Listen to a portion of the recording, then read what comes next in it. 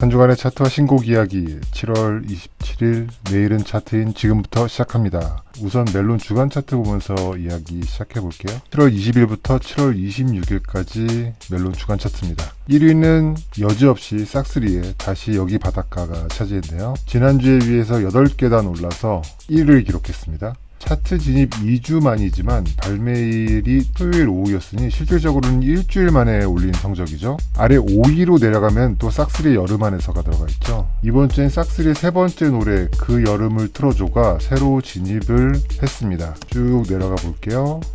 57위에 랭크됐네요. 기록으로 놓고 보면 여름 안에서가 첫 주에 62위로 올라왔고요. 다시 여기 바닷가가 첫 주에 19위로 기록을 세웠는데요. 그 여름을 틀어줘는 그 중간쯤 되겠네요. 다음 주에도 그 여름을 틀어줘의 상승폭은 계속될 것 같은 분위기고요. 아마도 10위 안에 세 곡이 나란히 들어갈 수도 있을 것 같다는 생각이 듭니다. 아직 멤버별로 솔로곡들이 순차적으로 나올 예정이니까요. 총 6곡 중에 10위 안에 몇 곡이나 넣을 수 있을지 궁금하네요.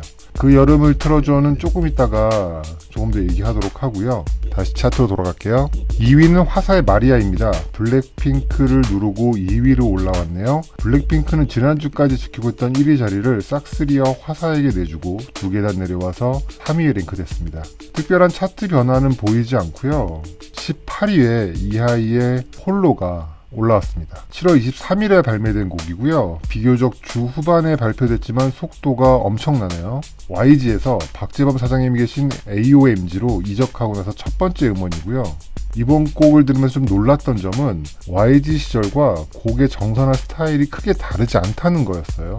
이게 무슨 뜻이냐면 사실 어린 뮤지션이잖아요. 96년생이니까 우리 나이로 24인가요?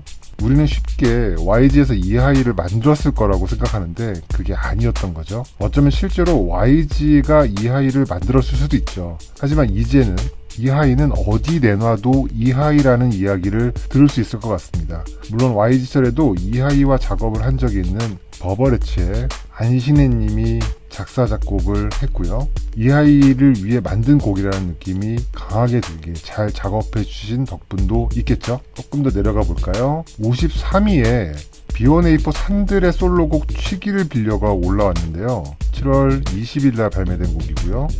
웹툰 취향저격 그녀의 OST입니다. 웹툰 OST가 이 정도로 성공을 거둔 게 조금 이례적이라는 느낌이 들긴 해요. 게다가 이 노래가 원곡이 있는 리메이크 곡이에요. 2015년 세봄이라는 아티스트가 이진혁 씨의 목소리로 발표한 곡이 있죠. 물론 많이 모르시는 곡이라서 신곡처럼 들리기도 합니다만 어쨌든 차트 성적은 신기하네요. 자, 이제 57위에 그 여름을 틀어줘 올라왔죠. 요곡 얘기를 좀 해볼게요. 신문지 작곡가님이 만든 곡이죠. 이미 방송을 통해서 많이 나왔으니 신문지 작곡가님이 어떤 분이신지는 다들 알고 계실 것 같고 누가 봐도 여름 안에서를 레퍼런스해서 만든 곡이에요. 여름 안에서의 오마주라고 볼 수 있겠죠. 실제로 여름 안에서 가사 중에 우리 귀에 익숙한 부분이 살짝 들어가 있기도 하고요. 그게 사실 구성상 좀 아쉬운 부분이라는 생각이 들어요. 총 3곡이잖아요. 여름 안에서 다시 여기 바닷가 그 여름을 틀어줘 여름 3부작 바다 3부작 이렇게 이름을 붙이고 싶긴 하겠지만 중복된 주제에 스타일까지 여름 안에서 그 여름을 틀어줘 이 두 곡이 쌍둥이 같은 곡이라 듣는 재미가 좀 떨어져요.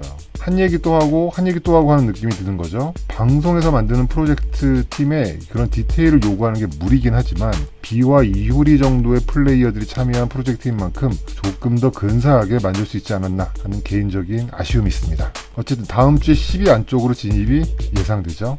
요즘 비가 많이 와서 그런지 차트의 비 노래들이 계속 꾸준히 사랑받고 있어요.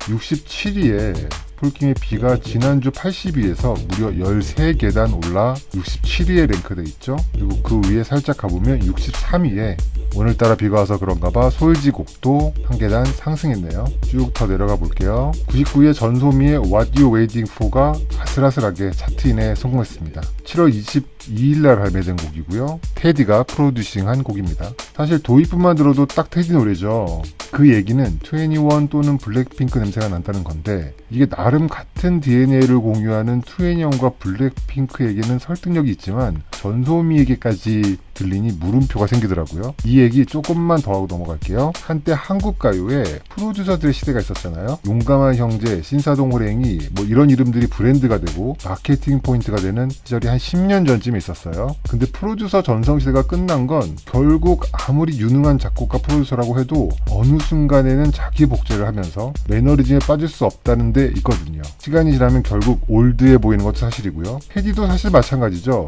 훌륭한 작가인 건 분명하지만 작품 수가 적고 단지 소모가 덜 된 것일 뿐일 수도 있어요. 작품 자체가 늘 새롭고 신선할 수는 없는 거거든요. 어쨌든 전소미의 곡에서 블랙핑크나 2NE1이 떠오른다면 이건 실패한 프로듀싱이라는 게 분명하죠.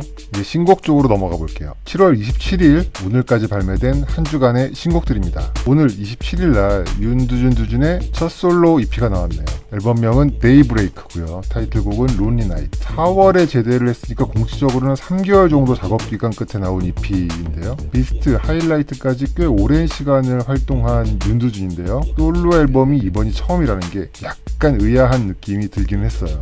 앨범을 들어보면 두준이 지난 11년 동안 이런 스타일의 노래를 하고 싶었구나 라는 걸 명확히 알 수 있을 정도로 장르적으로는 팝적인 R&B로 손을 쭉 뻗고 있어요. 그건 참 좋은데 11년간의 팀 활동에서 첫 솔로로 나온 앨범임에도 불구하고 타이틀곡 론리 나잇은 보컬이 뒤로 많이 빠져 있어요. 이게 곡 분위기에는 참 잘 어울리는, 그러니까 프로듀싱이 꽤 괜찮은 곡인 건 분명한데 처음부터 끝까지 두준준의 목소리를 들을 수 있는 솔로곡인데 이렇게 목소리를 연출한다는 게 약간 난해하다 싶었어요. 여튼 곡 자체는 세련된 어반 R&B이고 듣기에는 너무 편한 사운드니까 흐름을 잘 타면 롱런할 수도 있을 것 같고요. 대중들에게 솔로 가수로서의 어필은 약간 어려울 수도 있겠다라는 생각이 들었습니다. 자, 7월 27일 같은 날 강다니엘의 신곡도 공개됐어요. 웨이브스라는 곡이고요.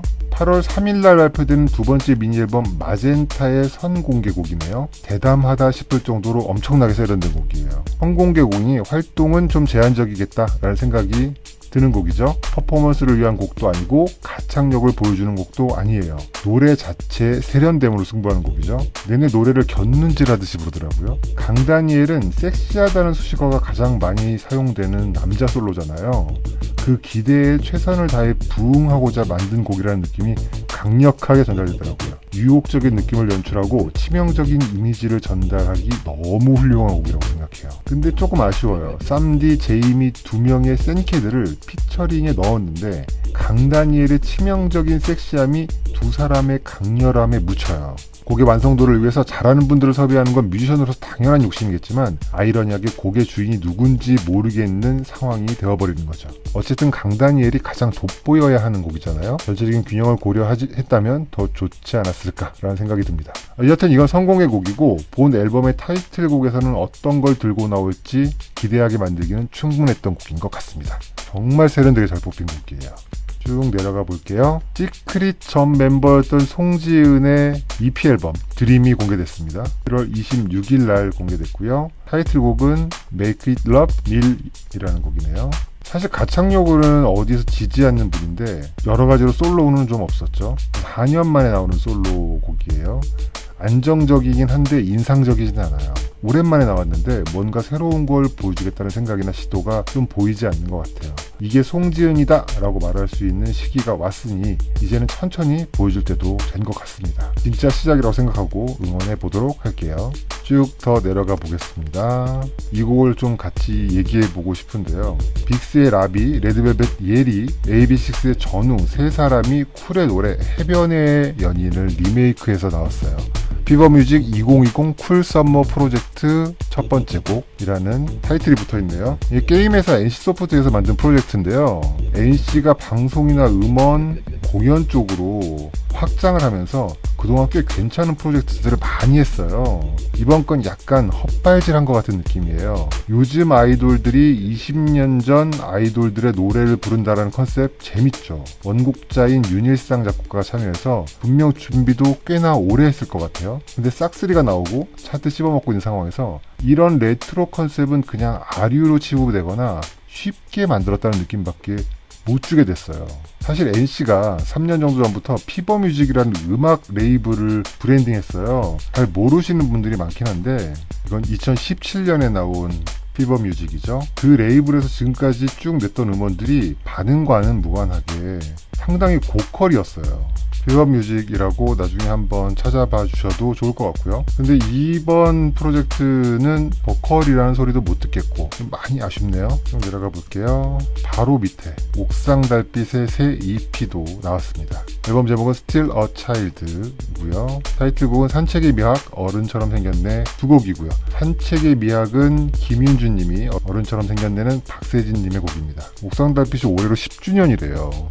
옥상 달빛 10년은 참 기념비적이다 라는 생각이 드는데요. 사실 이렇게 소박하고 진솔한 이야기를 하는 팀이 꾸준히 같은 톤으로 다른 소재를 찾아 이야기할 수 있다는 건 존경할 만한 일인 것 같아요. 이번 앨범도 마찬가지입니다. 옥상 달빛의 매력은 첫 번째로 공감되는 노랫말이지만 사실 진짜 무기는 전달력이라고 봐요. 옥상 달빛처럼 쓸 수는 있어도 사실 옥상 달빛처럼 표현하는 건 아무나 못한다는 생각이 이번 앨범을 들으면서도 다시 들었습니다. 한국에 크라잉넛 노브레인 나오고 펑크가 유행하던 시절이 있었어요. 펑크 밴드가 그때 그렇게 많이 쏟아졌는데 지금까지 남은 펑크 밴드는 여전히 크라잉넛 노브레인 뿐이잖아요. 옥상 달빛이 나오고 그렇게 많은 어쿠스틱 팝 듀오가 나왔는데 결국 10년에도 남는 건 결국 옥상 달빛 뿐일지도 모르겠다는 생각이 들더라고요. 옥상 달빛과 거의 같은 내용으로 주제만 살짝 바꿔서 찬양해도 괜찮을 것 같은 하비 누아주의 신곡도 나왔습니다. 바다와 여름 속에서 두 곡이 수록된 싱글이고요. 꼭 들어봐 주시기를 추천드립니다. 홍대 인디스럽다라고 쉽게들 이야기하는데 인디 감성이 자칫 일부만 공감할 수 있는 정서에 만듦새가 부족하다는 뉘앙스로 들릴 때가 있잖아요. 물론 그런 분들도 있고 그런 분들이 계속 나오고 있기도 하죠. 근데 옥상 달빛도 그렇지만 하비 누아주도 사실 그런 평가를 받기엔 억울한 부분들이 좀 많아요. 자신들의 고유의 정서를 더 치열하고 더 깊이 탐구한 만큼 더 울림도 강할 수 있다는 걸 보여주는 팀이고 앞으로도 그럴 거라고 생각합니다. 규현의 솔로 싱글 드리밍이 7월 23일날 나왔네요. 규현이 매 계절 싱글을 발표하겠다는 프로젝트를 이 곡으로 시작하고 있어요. 휴즈 크라이가 나온 지 2달이 안 됐는데 새로운 프로젝트를 시작한다는 건 휴즈 크라이 활동은 과감하게 접는다는 얘기죠. 곡은 참 좋습니다. 차트 역주행의 아이콘이죠. 블루의 신곡 내가 담배를 태울 때 또 나왔네요. 차트에서는 지금 분명 어려울 거예요. 블루는 사실 이제부터라고 볼 수 있겠죠. 기대해 보겠습니다. 정준일님의 신곡 스마일도 7월 22일 날 나왔습니다. 개인적으로 너무 인상적으로 들었는데요. 요즘 감성 보컬들이 정말 많이 나오잖아요. 미니멀하게 건반 하나로 잔잔하게 처음부터 끝까지 가고 귀에다가 바짝 대고 숨쉬는 소리까지 들릴 것처럼 노래하고 뒤에서 살짝 한번 감정 흔들어주고 요새 이런 감성 스타일 중에서 음악적으로는 가장 앞서 있는 트랙인 것 같아요. 스마일이란 곡 추천드리겠습니다. 전소민님의 이야기는 조금 전에 했고요. 소녀시대 출신 가수 효님의 신곡 데설트가 7월 22일 날 나왔습니다. 사실 효연의 음악적 도전이 제대로 평가받지 못하고 있다는 생각을 계속 해왔는데요. 이번 곡도 마찬가지예요. 일단 이번 곡을 포함해서 지금까지 나온 곡들 모두 너무 좋아요. 사실 이 정도 수준이면은 그냥 곡 트랙만으로는 월클이라고 보거든요. 근데 이제 효연이죠. 효는 EDM 이렇게 장르적으로 딱 선언하듯 해놓고 홍보해서 그렇지 사실 효연의 곡이 그냥 심플하게 EDM으로 정의하기는 좀 어렵고요. EDM 기반의 잘 만든 팝이거든요. 구성이 드라마틱하고 멋있어요. 무엇보다 노련해요. 제가 아까 강다니엘 얘기할 때 지적했던 부분 피처링이 주인공의 자리를 뺏는다 이 얘기 기억나시나요? 효연은 효의 데저트에는 루피와 여자아이들의 소연 2명이 피처링이 들어왔는데요. 둘 다 기본적으로 효연을 위해 존재해요. 노래를 들을 때 피처링을 보면서 피처링만 보이네가 아니라 이 친구도 매력적이네가 된다는 거죠. 하여간 기분이가 참 좋아진 좋은 곡이었습니다. 이번 주엔 소개를 유난히 많이 못한 기분인데요. 끝으로 한 곡만 더 소개하고 갈까 합니다. 카더가든의 신곡 31위 나왔네요. 지난해 10월에 정규가 나오고 한동안 궁금했는데 딱 궁금하다 싶을 즈음에 신곡이 나왔어요. 7월 20일 날 공개된 싱글 30일입니다. 이분은 음악적으로 딱 취향인 분들이 있을 거라고 봐요. 목소리도 그렇고요. 그 얘기는 사실 호불호가 생길 수도 있다는 얘기죠. 불호인 경우는 어쩔 수 없고요. 만약에 호인 경우엔 말이죠. 종종 분명 같은 걸 하고 있는데 시간이 지나서 배신하는 경우가 있어요. 근데 카더가드는 시간이 지나도 배신 안 하고 점점 깊어져요. 그게 참 고맙더라고요. 이번 곡도 그럴 거라고 생각합니다. 꼭 한번 들어보시기를 권하겠습니다.